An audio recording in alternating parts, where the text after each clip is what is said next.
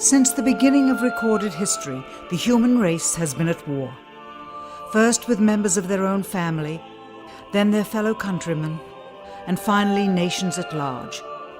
Yet perhaps the starting ground for all these conflicts lays somewhere deeper, within the very character of the human condition, in the dark, untouchable crevices of the human heart.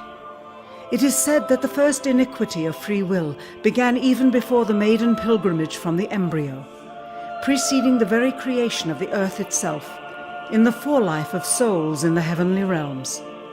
The dawn of warfare, some believe, was initiated by a fallen angel whose trespass against God was pride. In ancient Babylonia, in an age so long ago that the exact millennium remains in question, the Tower of Babel began construction. It was to be the single greatest achievement of the human race. A tower so tall that its summit would reach the heavens, and by it prove to the world that their race was superior. It would be God's irony that it would never be finished. Time passed, nations fell, a machine age emerged, and once again the ingenuity of the species which held dominion over all others unveiled what was at the time the most monumental accomplishment ever imagined, the largest machine yet constructed. An automation so mammoth and so revered, even before its first demonstration, that its only befitting name was Titanic. On April 10th, 1912, it set sail. It was boasted to be the ship that God himself could not sink. It would be God's irony that the very element that was meant to keep it afloat would cause it to sink. Water, frozen water, in the form of an iceberg. Not even one voyage did it complete. And then the next age embarked into the annals of human history, perhaps the last age, the space age. Competition for victor was unparalleled. Powerful nations spent billions in unabashed rivalry to outdo the other. The Soviet Union launched the first orbiting satellite, the first animal, the first man. They had logged 500% more hours in space than the United States. And in June of 1969, they launched an unmanned probe to the moon to retrieve the first soil sample from another world, just 1 month before Apollo 11. That's how close the race was. Had their unmanned probe not crash-landed into the lunar surface, the first moon rock brought back to Earth would have been by the Soviet Union. Richard Nixon, president at the time, had this to say about the latest work of the human hand. It is the greatest week since creation, the greatest event since the laying of the foundation of the seas, since the origin of the universe itself, since the design and formation of the delicate human eye through which all these things are perceived, was a flying machine with its 2 passengers landing on its closest celestial neighbor and returning from where it came. Perhaps again, God's irony lies somewhere within this great boast of humankind. The building of the tallest tower for the sole purpose of standing out among the races was never finished. The machine that was so great that it was said to be untouchable by even God never completed its first voyage. And finally, the crowning achievement of humankind, the greatest boast of the species, the event in human history most associated with pride in our own accomplishments, landing on the moon. 20 years later, and years behind schedule, the same space program couldn't put into Earth orbit a telescope with a lens that focused. And yet 2 decades earlier, a mission 100 times more complicated worked on its first occasion. With close scrutiny of the motives of the zealous Nixon administration, a critical examination of the entirely government-controlled press coverage, and newly discovered footage of the crew of Apollo 11 staging part of their mission, we wish to detail what may come to be the greatest government conspiracy of all time. A funny thing happened on the way to the moon.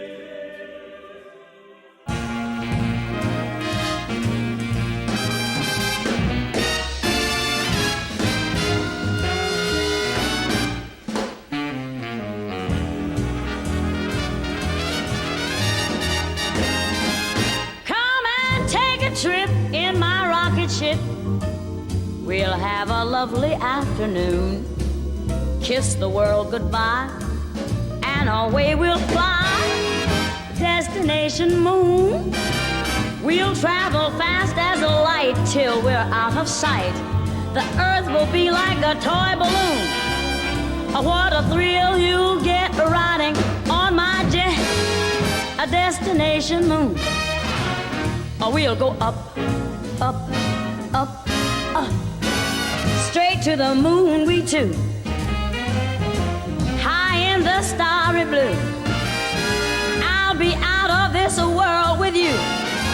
So away we'll steal in my space mobile, a supersonic, a honeymoon. Leave your cares below, pull the switch, let's go.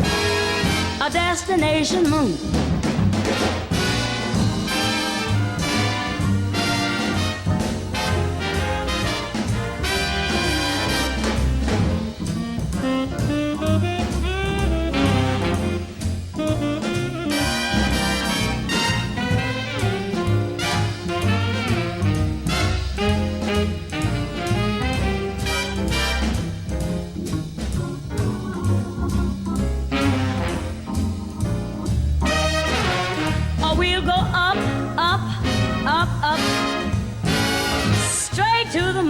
Too. We'll be high in the starry blue. I'll be out of this world with you. So away we'll steal in my jet mobile, a supersonic, a honeymoon. Leave your cares below, pull that switch, let's go. Destination. We're flying high up in the sky.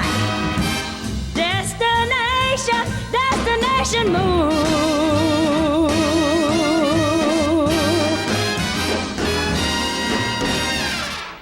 Dr. von Braun, how would you say we stand in relation to the Russians, and do you think we can ever catch up? I'm convinced that in the space field, the Russians are ahead of us, particularly in large weightlifting capability.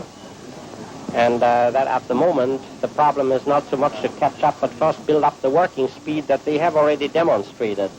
After we are running as fast as they do, there's still a considerable gap to close, and only the future will tell whether we'll manage to close that gap. We cannot and will not ever get into this race as we should, so long as all of our objectives are short-term objectives. We've got to have no finite end to our objectives. The end of our objectives should be as far as we can see at any given time. But right now, we need a 10 to 12-year program that has as its ultimate goal the manned domination of space. And if we don't, we're going to be in trouble. I believe that this nation should commit itself to achieving the goal before this decade is out of landing a man on the moon and returning him safely to the Earth. We must assure our preeminence in the peaceful exploration of outer space, focusing on an expedition to the moon in this decade. T-minus 60 seconds and counting. We passed T-minus 60. 55 seconds and counting. Neil Armstrong reported back when he received the good wishes. Thank you very much. We know it will be a good flight. Good luck and Godspeed. 40 seconds away from the Apollo 11 liftoff. All the second stage tanks now pressurized. 35 seconds and counting. We are still go with Apollo 11. 30 seconds and counting. Astronauts report it feels good. T-minus 25 seconds. 20 seconds and counting.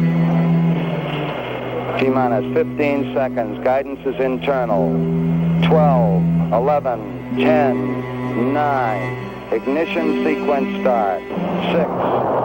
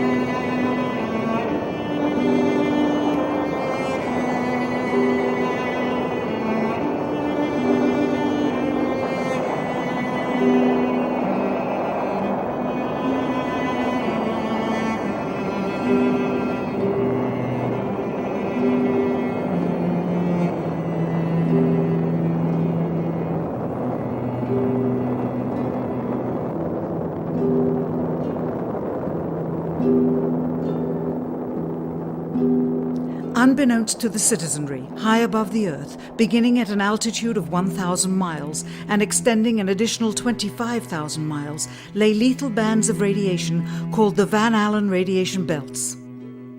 Every space mission in history with humans on board, from both the United States and Soviet Union, from the first in 1961 to the present, has been well below this deadly radiation field. Mercury, Gemini, Soyuz, Skylab, the Space Shuttle, all maintained altitudes well below 1,000 miles. All except Apollo. The more experienced Soviets spent 100 hours in space for every 20 hours of the US. In order to survive the hour-and-a-half journey through this radiation field necessary to reach the moon and return, solid lead shielding between the astronauts and the exposure outside would be required. The mammoth Saturn V rocket used by Apollo was already 35 stories tall and weighed as much as a battleship.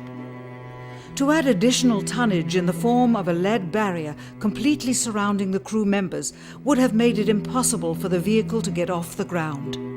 That is why the Soviets, though more advanced, only sent an unmanned probe to the moon. The Apollo spacecraft's narrowest shielding was less than 1/8 of an inch of light aluminum.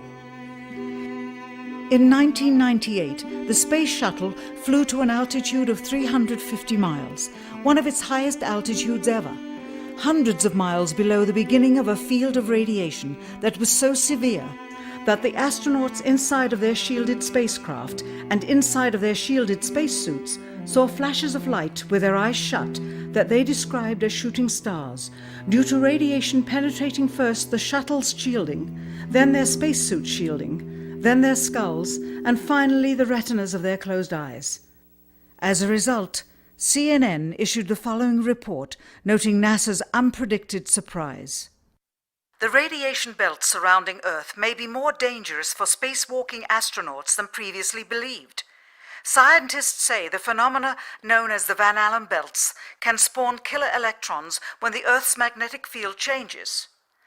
These electrons that are being studied could have an important effect, not only on satellites, which has happened in the past, but could also affect the astronauts by creating large doses of radiation that could influence their health.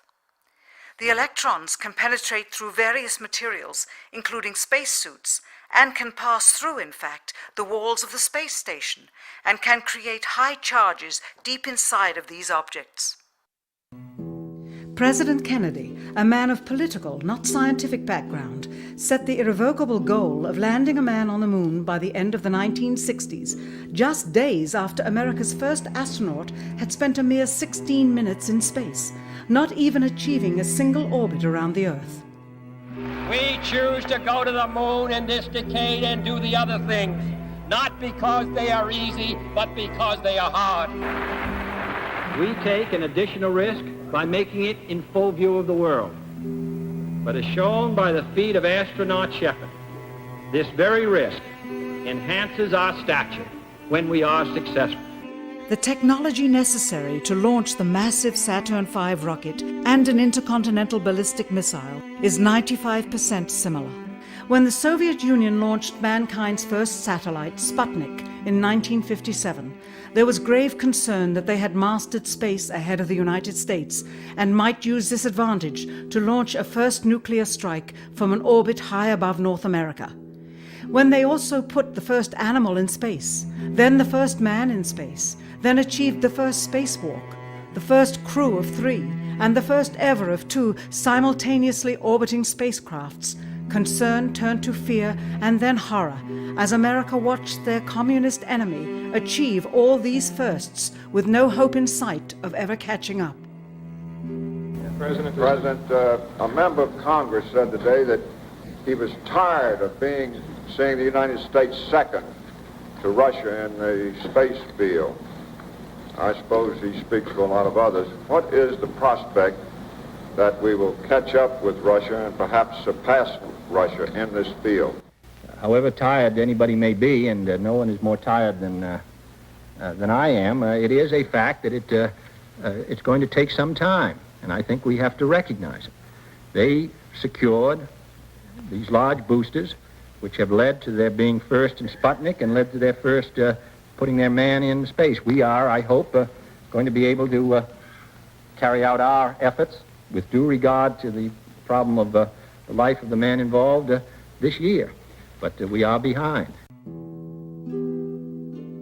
If it was impossible to better the Soviets in the space race, which was really a race of technological armaments, what could be done? How could America offset the threat of superior weaponry? Throughout the history of rivalry and war, astute generals of lesser armies than their counterparts have used deceit and misinformation as a method to achieve victory. In World War II, for example, columns of inflatable tanks were placed at locations afar from Normandy to draw German forces away from the real location of invasion. The Star Wars missile defense program rigged tests to make it seem more advanced than it really was. That's the conclusion of the General Accounting Office. The aim was to fool the Soviet Union about US military readiness during the Cold War.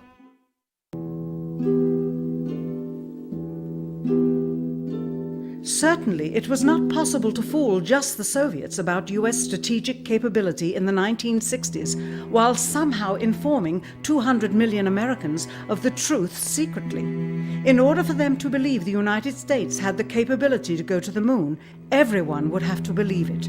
Furthermore, the pride of a nation was at stake, and the goal of a martyr, not to mention the growing unrest domestically of a government throwing tens of thousands of lives away in a foreign war riddled with contradiction and ambiguity. In addition, the Apollo program had already spent billions of dollars. If it failed to achieve its goal with such an investment, it would indeed be a large and bitter pill for the taxpayers to swallow.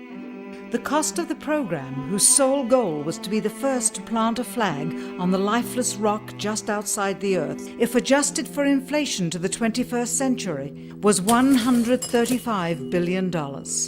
With a profit margin of just 7%, this would be equal to over $9 billion profit going to the privileged contractors chosen by their friends at NASA. If the machinery was in fact only achieving Earth orbit, as other earlier missions had already done, then the completion and functionality of the other components would not have been as important, and even more profit would have been made.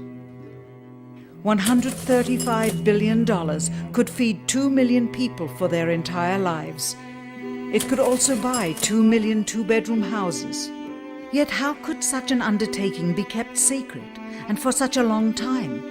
To the latter, one needs only to remember that an unsolved riddle 6 years older, the assassination of President Kennedy, still daunts the minds of the vast majority of Americans.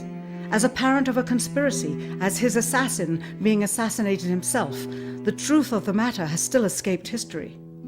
In keeping a secret of the magnitude of the Apollo missions being fraudulently created, one turns to the Manhattan Project for comparison. Surreptitiously building the first nuclear bomb during the early to mid-1940s involved 129,500 people over a 3-year period. Yet the secret did not get out.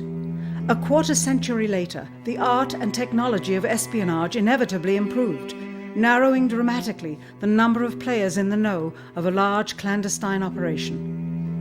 Just 1 year before the first mission to the moon, NASA launched the Tetra satellite, specifically designed to simulate flight data coming from the moon, so that the ground crews could rehearse the landing, much as the astronauts did in their own simulations.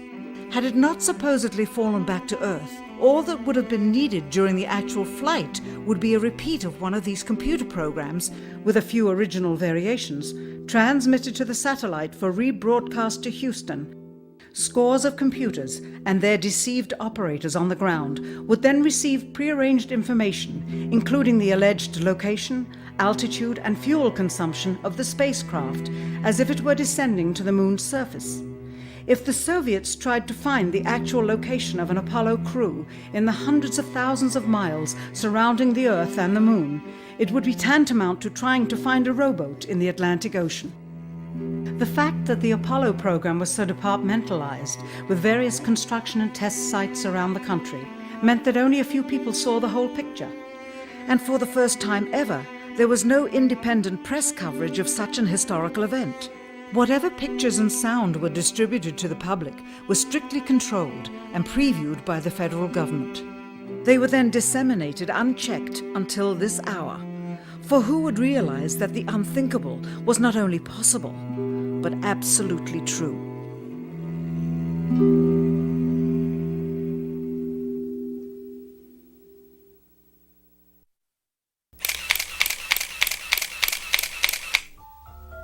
And what of the photographs? What do they tell us? On 3 separate occasions, our office asked NASA's Public Relations Department for every single picture of an astronaut on the surface of the Moon, just during the maiden voyage of Apollo 11. Many duplicates were sent. In all, fewer than 20 pictures were found, including first-hand investigation on site at the agency's vaulted archives. Quite surprising, considering the historical significance of the event. These very photographs are the same ones circulated year after year on anniversary commemorations. It is estimated that in just the first 60 minutes on the Moon, motivated by the tenuous nature of the circumstances, many more exposures could have been expediently taken. Also surprising is the scarcity of photographs of the mission's chief pioneer, Neil Armstrong.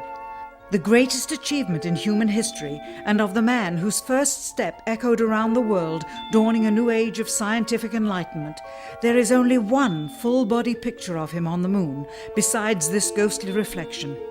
This one, taken by an automatic camera mounted on the side of the lunar module. Perhaps he feared liability should the whole conundrum later become unraveled. Perhaps he has forgotten that he attested to the authenticity of the event with his signature on this plaque engraved by the federal government. In fact, in the more than 30 years since the event, aside from NASA's initial press conference and the occasional brief anniversary remarks where few questions were permitted, he has never given one on-camera interview to anyone, ever. From an analytical standpoint, photographic anomalies have to be sought out with an understanding of lighting and shadows. The most straightforward is simple. When objects are lit solely by the sun, as all the scenes on the Moon were said to be, after all, lighting equipment was not only impractical, it was unnecessary in bright sunlight, then all shadows, regardless of the landscape, will run parallel with one another and never intersect, as shown by this example. In these seldom-seen photographs, obtained from a rarely used auxiliary NASA archival site, it is clear that these scenes were lit with artificial light. These shadows, which are cast at different angles, are evidence that a second light source is being used. In addition, the sun would not cause an isolated hotspot like this, only an artificial light would. Again, intersecting shadows and another hotspot. And again. And again. It is simply impossible for this picture to have been taken with sunlight on the Moon. Here, the shadows are shown to be as black as pitch. And yet here, completely in a shadow, the astronaut is lit up like a Christmas tree. How can this be? Or this, on the shadow side of the lunar module. In this magnification of an Apollo photograph, a rock, very likely a papier-mâché prop because of the crease here, is categorized with the letter C. In later releases of the same picture, the letter is gone, probably airbrushed out. Here, a crosshair, which was burned directly into the image from the film plate, and thus should always appear on top of the objects in the photograph, appears behind the object in this scene, clearly revealing a composite of 2 pictures into one. Someone apparently forgot to create a burn crater underneath the lunar module's 10,000-pound thrust engine, despite the fact that during ground tests there was a real concern for the vehicle falling into the hole the engine created as it descended. Here is a depiction based on the latest specifications and scientific data. In these enlargements, it looks as though the lunar module was simply placed there, not even one speck of moon dust on the landing pod. As a result, all subsequent flights had to have the same discrepancy, which was explained away by the effect of no atmosphere. And what about stars? On the moon, with no atmosphere, they must have been quite a sight to behold. Yet there is seldom any mention of them, if ever, by any of the astronauts on any of the missions. Undoubtedly, creating a mural with all the constellations properly placed in the sky would have been virtually impossible to create accurately, much less realistically. A competent amateur astronomer would have been able to call attention to the slightest error in measurement. The answer? Not to talk about the stars. Ever. In their post-flight press conference, it was the only question to which Neil Armstrong responded with an absence of memory. When you looked up at the sky, could you actually see the stars and the solar corona in spite of the glare? We were never able to see stars from the lunar surface or on the daylight side of the moon by eye without looking through the optics. I don't recall during the period of time that we were photographing the solar corona what stars we could see. I don't remember seeing any.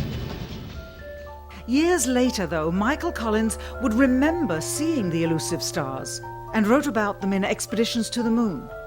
It seems his memory improved the older he got. Why don't stars appear in any of the photographs?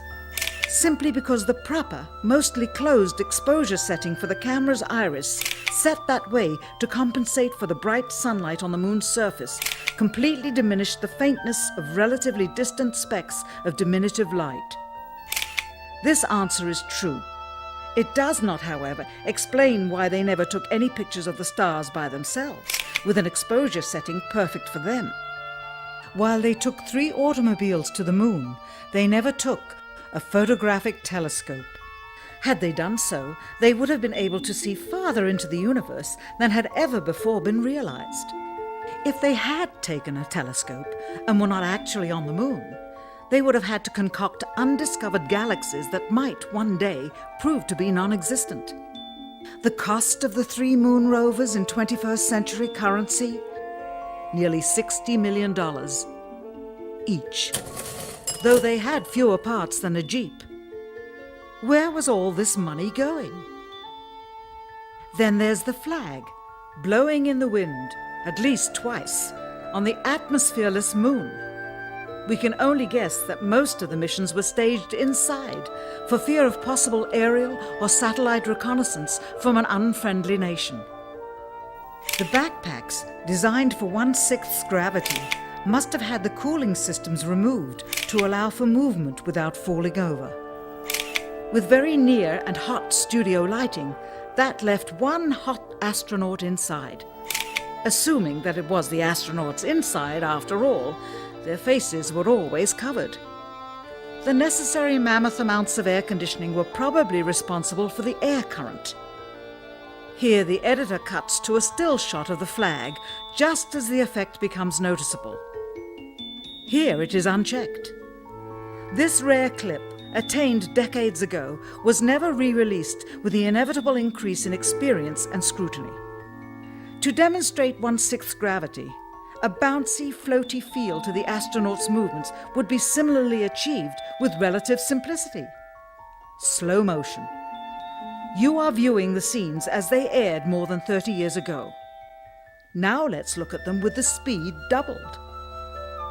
It becomes discernible that they are, in fact, in Earth's gravity, and are no more leaving the ground than they would on Earth. It is clear from these rarely seen color television pictures that the crew of Apollo 11 brought a high-resolution color video camera with them on their mission, yet the only pictures broadcast live from the moon's surface were these from a low-definition black and white camera.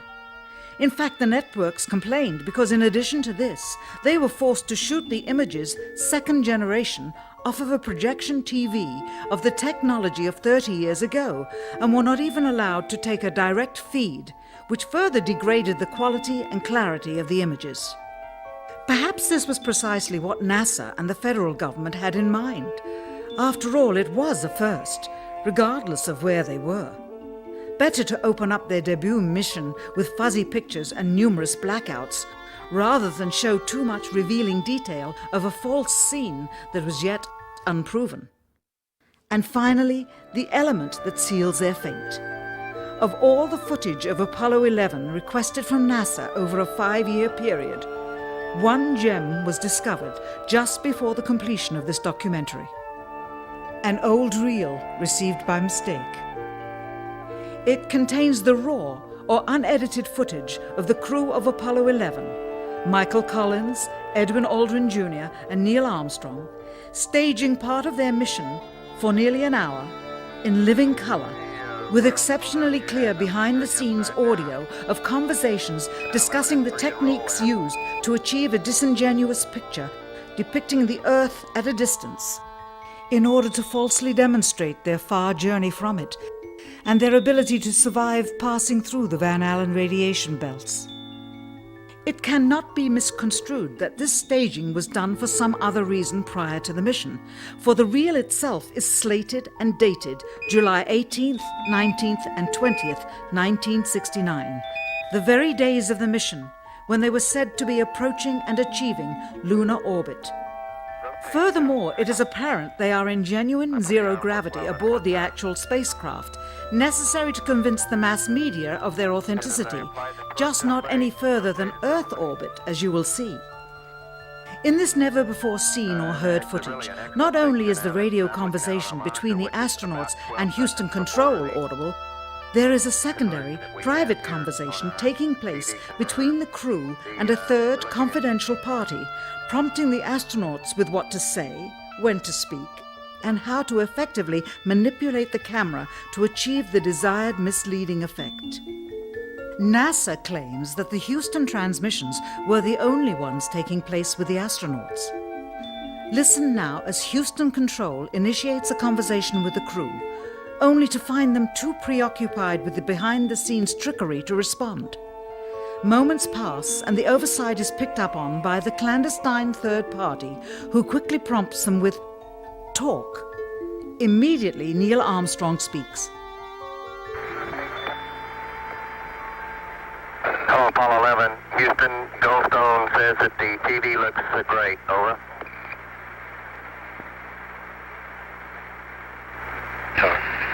Okay, Roger. We're mapping in on Earth. Again, the illusion they are attempting to create is the Earth at a distance to demonstrate their far journey from it and their ability to survive passing through the Van Allen radiation belts. Understand, too, that only about 20 seconds of this raw footage was ever broadcast to the public, and these conversations discussing their deception were believed to be private. Until now. Here they discuss that these television transmissions were in fact not broadcast live as everyone believed. They were first screened and edited for playback later. Roger, Neil, we just wanted a narrative such that we can, when we get to playback, we can sort of correlate what we're seeing. Thank you very much. Here they discuss the fact that they have turned out the lights and have blocked out sunlight from entering the spacecraft through the other windows, as to not cause any reflected light to fall onto the spacecraft's wall in the foreground. Okay, very good. Well, we shut out the sun coming in some of the other windows into the spacecraft, so it's looking through the number one window, and there isn't any reflected light. The reason this was done is so that the truth of the matter would not be revealed. It is this.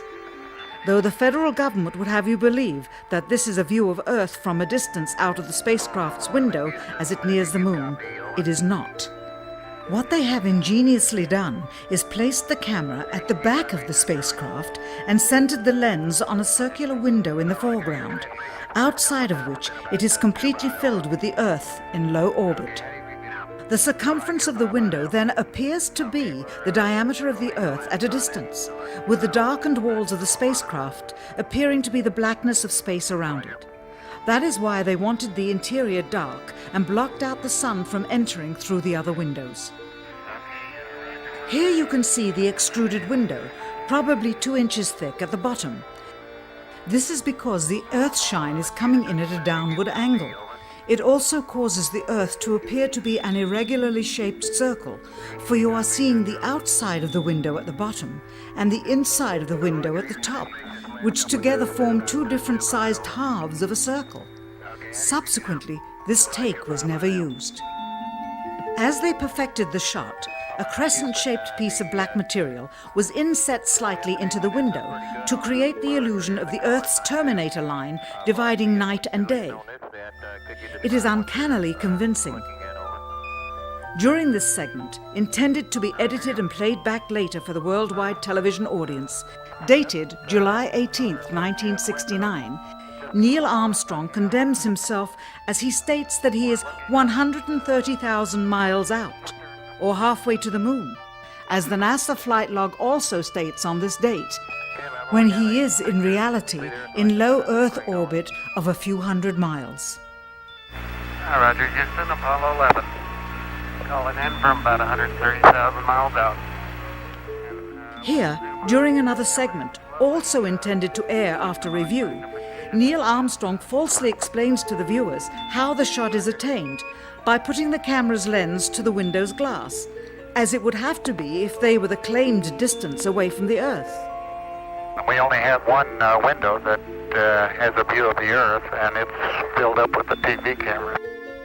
If the window was completely filled up with a TV camera, as he stated, then an astronaut's arm would not be able to get between the camera and the window, as it obviously does here in this outtake. South America becomes invisible just off beyond the Terminator or inside the shadow. You can also notice how the astronaut operating the camera reacted to the mistake by attempting to pan away from it. Blue cast. See white bands of major cloud formations across the Earth. This is a segment that they believed wasn't even being recorded, much less suitable for broadcast, for the lens was being zoomed out and the scene was being changed to that of an interior of the astronauts at work, and apparently the stop button popped back up on the recorder without notice. Here is the diffused work light that they used to see camera controls, but not throw light onto the spacecraft's wall. Here they remove part of the crescent insert.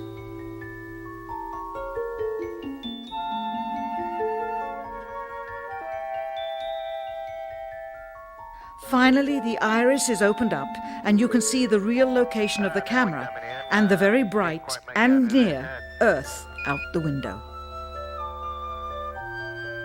Here is the slate for the 19th of July, and the same shot of trickery on the 19th of July, and then the 20th, and the same misleading shot on the 20th. Later that evening, they were said to be walking on the moon. How can this be when they were in Earth orbit only 9 hours earlier, and the moon is some 3 days' journey away? Furthermore, if they genuinely went to the moon, why would they be faking any part of it? Why this trickery with the window? By faking being halfway to the moon, it becomes apparent that they did so because they could not even go halfway. It thus confirms that the stumbling block to their success was the lethal radiation of the Van Allen radiation belts. Since the same equipment was used on the subsequent missions in the 40 months that followed, none of them could have gone to the moon. They only increased their proficiency at staging them. When some TV viewers of the second manned mission to the moon telephoned the networks complaining that reruns of I Love Lucy were being interrupted, it became clear that for the taxpayers, once was enough. But it wasn't enough for the government and contractors. Billions of dollars of pure profit went with each return. How coincidental that the following mission would have the element of life and death jeopardy. Apollo 13. Now the public would take going to the moon more seriously and be reconnected with the drama. We now realize that perhaps the reason Neil Armstrong has never given an on-camera interview is because he doesn't want to lie anymore. What threats may have been made upon such honorable men or their families to possess their reluctant cooperation and later ill feelings towards perpetuating this still darkened hour in American history? NASA's highest-ranking official, James Webb, resigned without explanation just days before the first Apollo mission. Why, when he was on the threshold of achieving the greatest accomplishment of his career? All 3 Apollo 11 astronauts also resigned shortly after their return. On the 25th anniversary of the event in 1994, Neil Armstrong made a rare public appearance and held back tears as he spoke these brief cryptic remarks before the next generation of taxpayers as they toured the White House. Today we have with us a group of students among America's best. To you we say, we have only completed a beginning. We leave you much that is undone. There are great ideas undiscovered, breakthroughs available to those who can remove one of truth's protective layers. He is that layer. Perhaps someday soon, with the uncovering of this footage and its meaning, the true patriots of America will rise up or come forward and free the citizens and themselves from the sin that so easily entangles and from a federal government that needs to have the gangrene cut off. Even if the government's destruction would come from the truth, then it is not worthy to stand, and its betterment would inevitably follow. All of us are mortal. All of us will die. Perhaps the seeking of a clear conscience before that hour will motivate the truth into the light. Perhaps as citizens we should offer amnesty for this and other crimes of history, for facts from those involved, before the truth perishes with them. Why must we wait until the year 2017 to open the Kennedy assassination files? Perhaps they will not even be opened then, for the law that reluctantly stipulates their release says so with this clause, quote, with the exception of documents certified for continued postponement by the President. Whoever believes the citizens to be too immature for the truth are too immature for power.